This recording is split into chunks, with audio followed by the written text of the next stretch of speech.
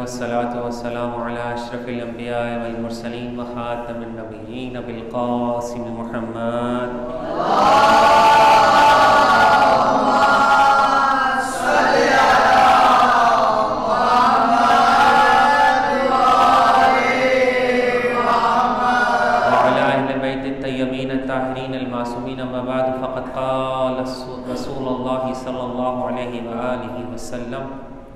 अना मदीनतुल इल्म व अलीयुन बाबुहा सलवात।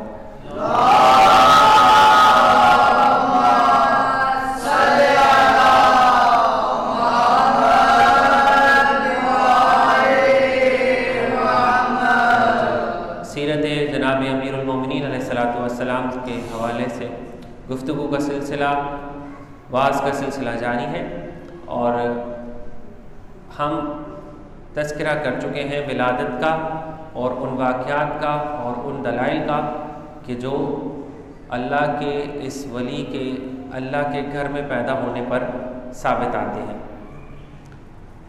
आज थोड़ी सी देर के अंदर हमने मौला अली अलैहिस्सलातु वस्सलाम के लिबास, ताआम और रहन सहन के हवाले से बात करनी है। एक दुरूद पढ़ दीजिएगा, अच्छा सा दुरूद।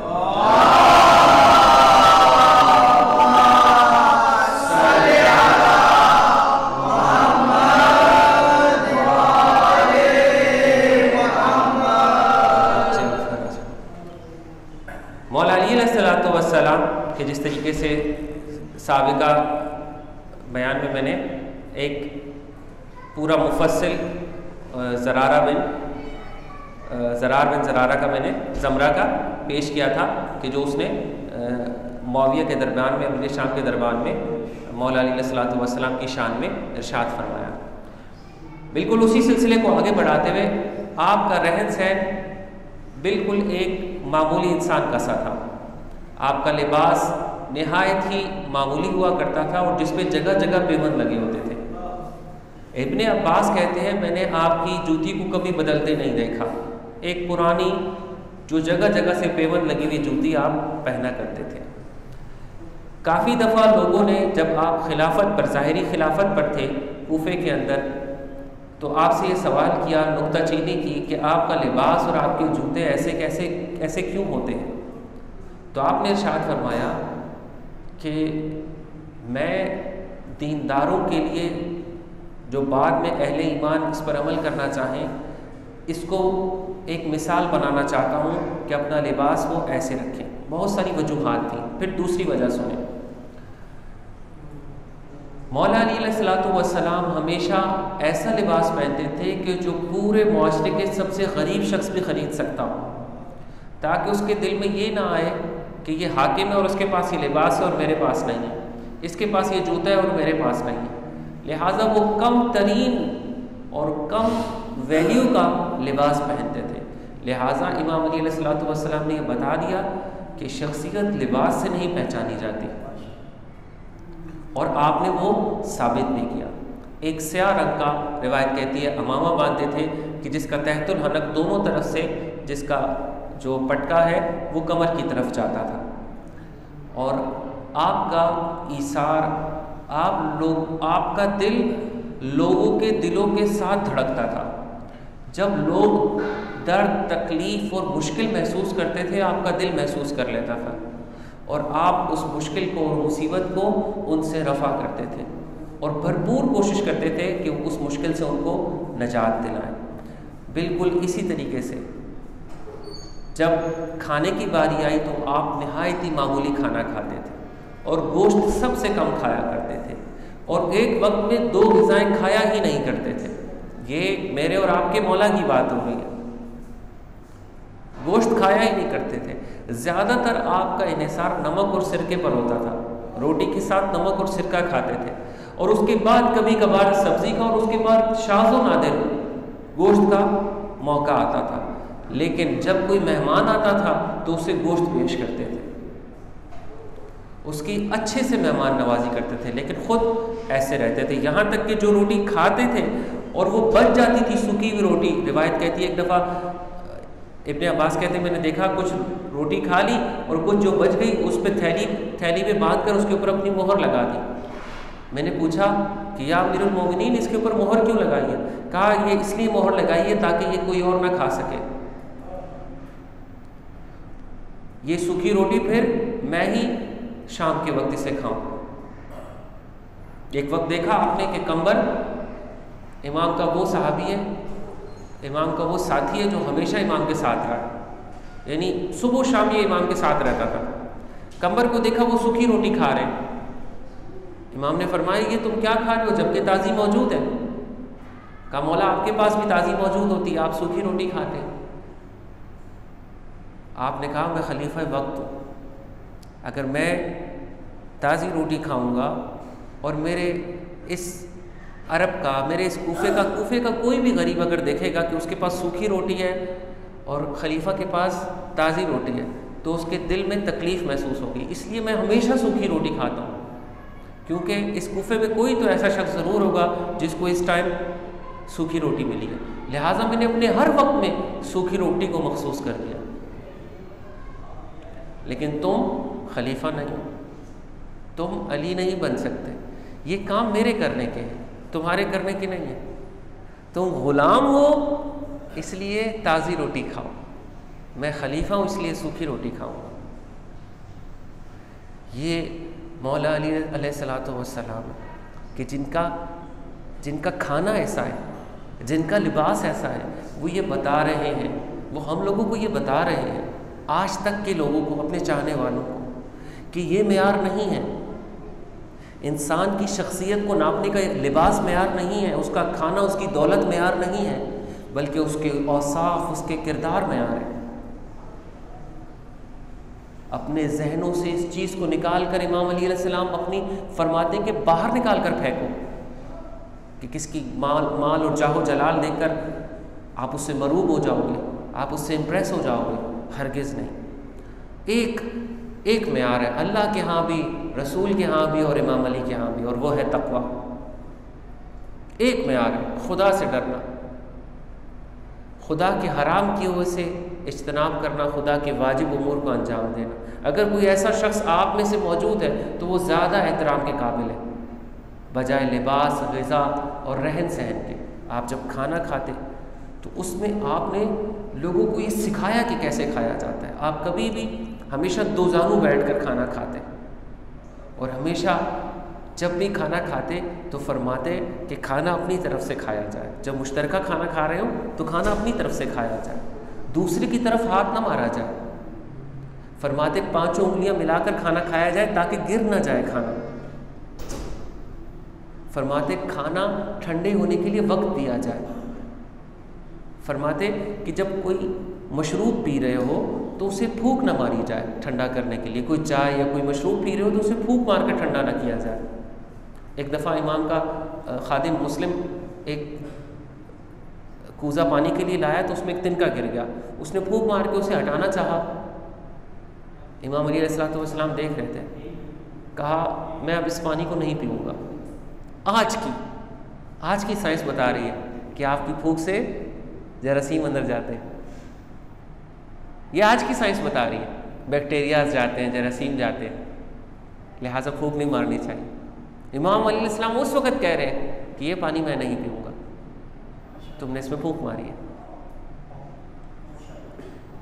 इमाम अली अलैहिस्सलाम वही है ना कि जो खड़े होकर बताते हैं कि मैं देख रहा हूँ इस आबशार से, इस पानी से अल्लाह ताला दुनिया को रोशन करेगा। इस पानी से दुनिया रोशन नज़र आ रही है मुझे आखिरी ज़माने में। आज इस पानी से बिजली बन रही है, लोगों को उस वक़्त मौला नहीं बता सकते थे ना, उनको समझ आएगी।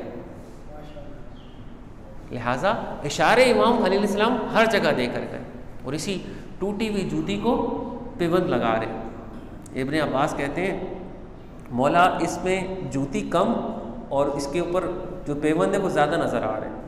लिबास खुद पेवंद करते फट जाता, जूती खुद पेवंद करते टूट जाती, अक्सर व बेशतर खाना खुद बना लेते। हम कहते हैं ना ये शायद मर्द के शायान शान नहीं है। ये सब इमाम, कौन इमाम?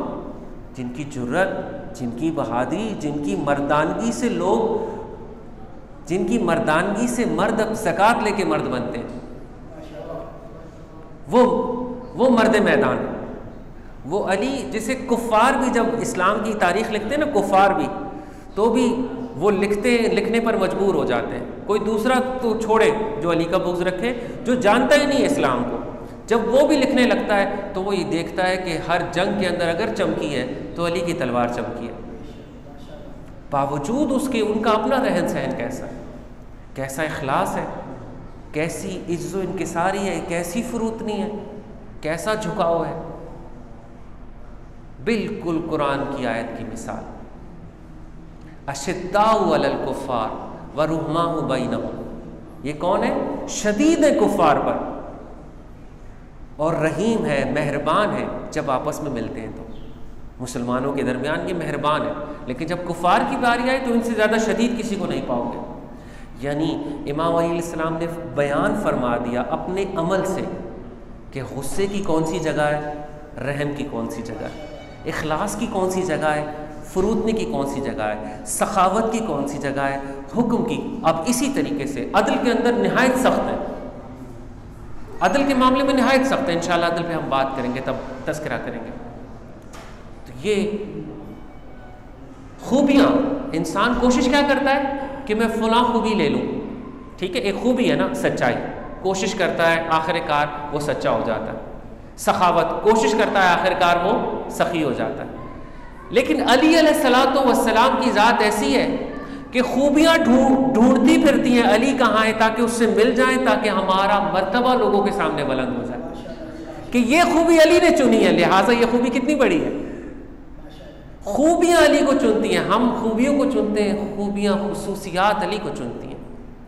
क्योंकि अली से मस होकर खाने का तरीका, लिबास का तरीका, रहन का तरीका, गुफ्तगू का तरीका, जंग का तरीका, ये सारी खूबियाँ अली से जुड़कर खूबी बनती है, वगरना इसकी कोई हैसियत नहीं।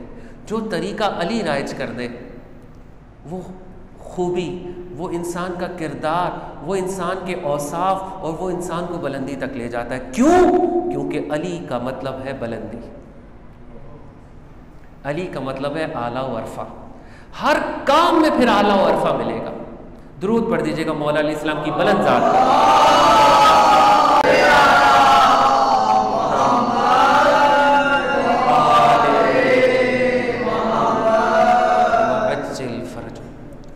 आखिरी रिवायत और आपकी ज़हमत तमाम। इमाम अली अलैहिस्सलाम इस जूती के ऊपर पेवन पे पेवन लगा रहे। इब्ने अब्बास कहते हैं, या एक रिवायत है कंबर कहते हैं, या एक रिवायत मीसम कहते हैं कि मौला इस जूती पे और पेवन की जगह नहीं बाकी, बस करें इस जूती को छोड़ दें, कोई और जूती पहन लें।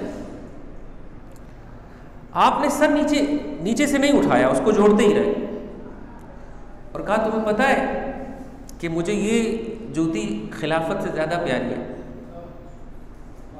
ये जूती। अब अली है, फसी व बलीग बात करते हैं। इमाम के साहबी ने कहा ये जूती क्यों खिलाफत से ज़्यादा प्यारी है? कहा क्योंकि इस जूती के अंदर कभी हक के अलावा किसी का पैर दाखिल नहीं हुआ,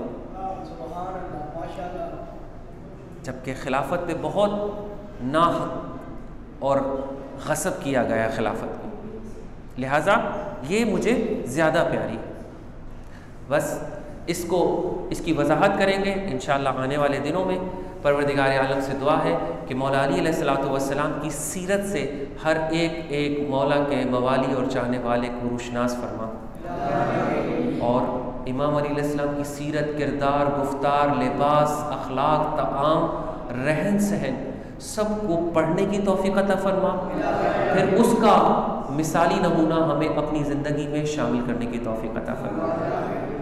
मेरे अजीज़ों, मेरे दोस्तों, ऐ मोमिनीन, आप देखें कि हम ये सब ख्वाहिश करते हैं कि हमारी ज़ौजा, जो हमारी आने वाली बीवी हो या जो हमारी बीवी इस वक्त मौजूद है, हम ये क्या ख्वाहिश करते हैं? वो सीरत जनाब सैयदा पर चले।